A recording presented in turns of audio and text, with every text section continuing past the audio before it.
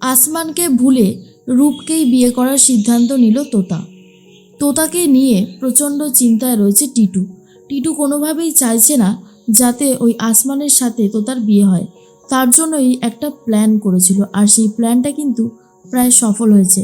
টিটু তখন কোজাগরীকে বলতে থাকে, তুমি জীবনে কতই ভুল না করেছো মা, মানুষ চিনতেও কত ভুল করো। আসমান আমার বোনকে বিক্রি করে দিতে চাইছে, বুঝতে পারছো? ওর ক্ষমতাটা ঠিক কতটা বেড়েছে শুধুমাত্র তোমার জন্য।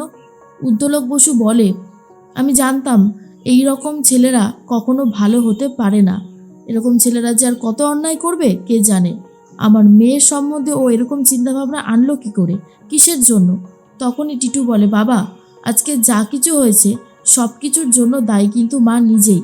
আমরা মাকে বারবার করে সাবধান করেছিলাম যাতে ওই ছেলেটার সাথে মা নিজেকে না জড়ায়। মা তো নিজেকে জড়িয়েইছে। আর তারপরেই তোতা তোতা আসমানকে একেবারে ভালোবেসে ফেলেছে। এখন হাড়ে হাড়ে বুঝতে পারছে কত ধানে কত চাল। তখনই তোতা বলে, প্লিজ তোরা চুপ করবি, আমার আর ভালো লাগছে না কিছু। উদ্যোলক বসু বলে, না মা, কেন ভালো লাগছে না? দেখ মা, তোকে একটা কথা বলি, তুই এই যে শিক্ষাটা পেলি না, এখান থেকে তোকে মনে রাখতে হবে আর কখনো কাউকে এত তাড়াতাড়ি ভরসা বা বিশ্বাস কখনোই করবি না। হয়তো তুই ওকে ভালোবেসে ফেলেছিলিস ঠিকই, কিন্তু ও কী করলো? তোকে অপমান করলো, তোকে ছোট বড় কথা শোনালো। সেটা কি আদৌ ঠিক হয়েছে? হয়নি। এর একটা শাস্তি ওকে পেতেই হবে।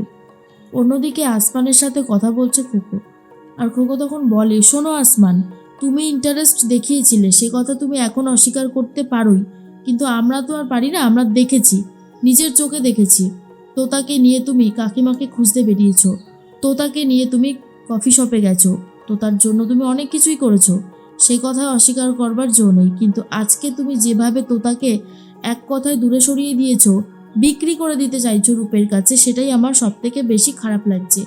আরও একটা কথা কি জানো, কাকিমা তো তোমাকে ভরসা করেছিল, বিশ্বাস করেছিল। এরপর কাকিমা আর কাউকে বিশ্বাস করতে পারবে কিনা কোনোদিনও, সেটা নিয়ে আমার যথেষ্ট ডাউট আছে। আসমান বলে, কে দিতে বলেছিল ভালোবাসা? এই রাস্তার ছেলেটাকে কি ভালোবাসা দিতে কেউ জোর করেছিল, নাকি কেউ মাথার দিব্যি দিয়েছিল? কিছু তো হয়নি। তাহলে দেখো, তোমার আজকে বিয়ে, তুমি যাও। সব থেকে বড় কথা হচ্ছে আর কিছুক্ষণ পরেই হয়তো তোমার হবু বর চলে আসবে তোমাকে বিয়ে করতে। তখন কোকো বলে, আমি কি করব আর কি না করব সেটা আমি নিশ্চয়ই তোমার কাছ থেকে শুনবো না। আমি জানি আমাকে কি করতে হবে আর কি হবে না। তুমি যে অন্যায়টা করেছো সেই অন্যায়টা ঢাকার চেষ্টা করো না আর। এদিকে তোতার সাথে কথা বলছে টিনটিন আর বলে, দেখ তোতা, রূপ অন্যায় করেছে, সে কথা আমরা অস্বীকার করছি না, কিন্তু রূপ তো তোর কাছে বারবার ক্ষমা চেয়েছে। বারবার একটা ছেলে ক্ষমা চেয়েছে, বুঝতে পেরেছে যে তার একটা ভুল হয়েছিল। মানুষ মাত্রই ভুল হয়, সেটা নিয়ে কোনো সমস্যা নেই, কিন্তু তোরা যে ভাবে ওকে বয়কট করেছিলিস সেটা আমার খুব অবজেকশন ছিল। উদ্যোলক বসু বলে, টিটু, এ সমস্ত কথা থাক, চলো বেরোতে হবে আমাদের, হাতে কিন্তু সময় বেশি বাকি নেই। টিটু তখন বলে, নিশ্চয়ই যাব বাবা, বিয়ে যখন করবো বলেছি তো বিয়ে তো করবই, কিন্তু আমার বোনের ভবিষ্যৎটাও তো আমাকে দেখতে হবে না। আমার বোন যাতে ভালো থাকে আমি তো সেই চেষ্টাই করব। আজকে ওই যে রাস্তার ছেলেটা যেভাবে আমার বোনকে অপমান করেছে, তাতে তো আমার যথেষ্ট কষ্ট হচ্ছে। তোতা কিভাবে নিজের মুখ ভার করে রয়েছে, আমার বিয়েতে পর্যন্ত একটু হাসতে পারছে না, একটু মজা করতে পারছে না, শুধুমাত্র ওই ছেলেটার জন্য। আজকে আমারও তো কষ্ট হচ্ছে, হচ্ছে না? বিয়েটা তো জীবনে মানুষ একবারই করে, আর আজকের দিনে এইভাবে ও মুখ গোমড়া করে থাকবে, আমার সেটা ভালো লাগছে না। উদ্যোলক বসু বলে, তোতা নিশ্চয়ই এবারে নিজের ভুলটাকে শুধরে নেবে, কি তোতা, তাই তো? তোতা তখন বলে, জানি না, আমার কিচ্ছু ভালো লাগছে না, আমার সব কিছু কেমন যেন গুলিয়ে যাচ্ছে, এই বলেই ঘরে চলে যায়। আর অন্যদিকে কোজাগরি বলে, ঠিক আছে, তোমরা রেডি হয়ে নাও, তোমরা তো প্রায় রেডি আছো, বেরিয়ে পড়ো। কোজাগরি কাঁদতে থাকে। উদ্যোলক বসু বলে, কাঁদছো কেন কোজাগরি? কিসের জন্য কাঁদছো? ওই রাস্তার ছেলেটার জন্য চোখের জল ফেলছো? ফেলো না। ওই রাস্তার ছেলেটার জন্য আর চোখের জল ফেলো না, কারণ চোখের জল কিন্তু খুব দামি হয়। যে তোমার কষ্ট বোঝেইনি, যে তোমার মেয়ের কষ্টও বোঝেনি, তাকে বারবার করে স্মরণ করারই বা কী দরকার? কোজাগরি বলে, আসলে মানুষ তো ভুল করে, আমিও ভুল করলাম মানুষ চিনতে, আর কত যে ভুল করব এখন সেটাই হয়ে দাঁড়িয়েছে একটা প্রশ্ন। যাকগে, আমার কান্না আর কেই বা দেখে। এদিকে খোকও বলে, আমি তোমাকে আর কখনো ক্ষমা করতে পারবো না আসমান, কখনো না। আসমান তখন বলে, এ বাবা, তোমাকে কে বলেছে ক্ষমা করতে? দেখো, আমি সবার কাছে একটা ঘৃণার পাত্রই হয়ে উঠেছি, আমি ভালো হতে চাইও না, আমাকে কেউ যে কখনো ভালোবাসতে পারে সেটাই আমার মনে হয় না, কারণ আমার সেই যোগ্যতা নেই, আমি কাউকে ভালোবাসতেও পারি না, আর কেউ আমাকে ভালোবাসতেও পারে না, এই কথাটা জেনে রাখবে। আমার কাছে সেই টাকা পয়সা নেই, আমি একটা গরিবের ছেলে। আর তারপরে আমার তো রেকর্ডও জানো, পাস্ট রেকর্ড।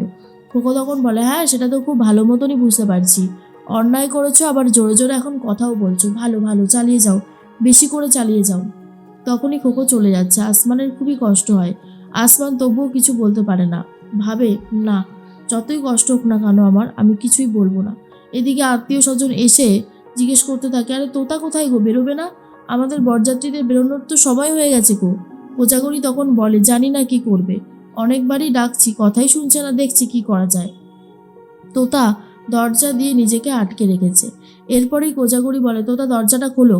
এরপরেই তোতা দরজাটা খুলে দেয় আর বলে, কি হয়েছে মা, এভাবে ডাকছো কেন? কোজাগরি বলে, ডাকবো না মানে, কি হয়েছেটা কি, তুমি এমন করছো কেন? আর তখনই বলতে থাকে কোজাগরিকে তোতা, আমার ভালো লাগছে না, প্লিজ তোমরা আমাকে জোর করো না, আমি যাব না। কোজাগরি বলে, না তেমন বললে তো হবে না, আজকে খোকর বিয়ে, আজকে তোমার দাদার বিয়ে, তুমি কেন ভুলে যাচ্ছ যে তুমি একটা সময় অনেক আশা করেছিলে এই দিনটার জন্য? আজ এই দিনটা চলে যাচ্ছে আর কোনোভাবেই জীবনে ফেরত আসবে না, তাই সব কিছু বিবাদ ভুলে গিয়ে আজকে তোমাকে যেতেই হবে। আত্মীয় স্বজনরা আমাকে পুরো একদম কোণঠাসা করে দিচ্ছে, বারবার জিজ্ঞেস করছে তুমি কোথায়, তুমি কেন যাবে না, তোমার কি হয়েছে? সবাইকে কি এখন জনে জনে আমাকে এই বলে বেড়াতে হবে যে তুমি ভালোবাসা আবার ছ্যাঁকা খেয়েছো? বলো। তখন তো তার কিছু বলতে পারছে না। তো তার মুখটা দেখে কোজাগরির নিজেরও কষ্ট হয়, কিন্তু কোজাগরি ভাবে, এখন যদি আমি কঠিন না হই তাহলে তোতা আবারও সেই একই বায়না করবে। তোতা বলে, মা আমি না একটা সিদ্ধান্ত নিয়েই নিয়েছি, বুঝলে? রূপ আমাদের যখন ভালোই চেয়েছে, আমার সাথে যখন বিয়ে করতেই চায়, আমি রূপকেই বিয়ে করব। কথাটা শুনেই কোজাগরি বলে, এত তাড়াতাড়ি একটা ডিসিশন নিবি? আর একটু না হয় ভেবে দেখ, তুই তো চটজলদি ডিসিশন নিয়ে নিস। তোতা তখন বলে, আমি অনেক ভেবেচিন্তেই সিদ্ধান্ত নিলাম মা, কারণ এরকমভাবে থেকে আর কোনো লাভ হবে না, যা করার তাড়াহুড়ো করে করতে হবে। ওই আসমান আমাকে অপমান করেছে না, ওকে আমি ছাড়বো না, ওকে দেখিয়ে দেবো যে রূপকে বিয়ে করে আমি কতটা সুখে আছি। তখনই কোজাগরি বলে, আমারও জানিস তো ভুল হয়েছে তোতা, প্রথমেই যখন রূপ ক্ষমা চাইলো তখনই আমার বোঝা উচিত ছিল যে ওর সাথে তোর বিয়েটা দিয়ে দিলেই তুই জীবনে সুখী হতিস। আসলে সবারই তো একবার অন্তত ক্ষমা পাওয়ার যোগ্য থাকে, তো আমারও ভুল হয়েছে, সেই বিষয়ে কোনো সন্দেহ নেই। কিন্তু তোতা তখন বলে, মা ব্যাপার একটা জিনিস তো হচ্ছেই, তবে কি জানো, একজনা আমাকে ঠেলে দিচ্ছে টাকার জন্য, আর অন্যজন টাকা দিচ্ছে আমাকে নেওয়ার জন্য, আমি একটা পণ্য সামগ্রী হয়ে গেছি মা। কোজাগরি বলে, ব্যাপারটা কিভাবে ভাবছো কেন? দেখো রূপ তোমাকে পেতে মরিয়া, তার জন্য টাকা খরচ করতে হলেও করছে।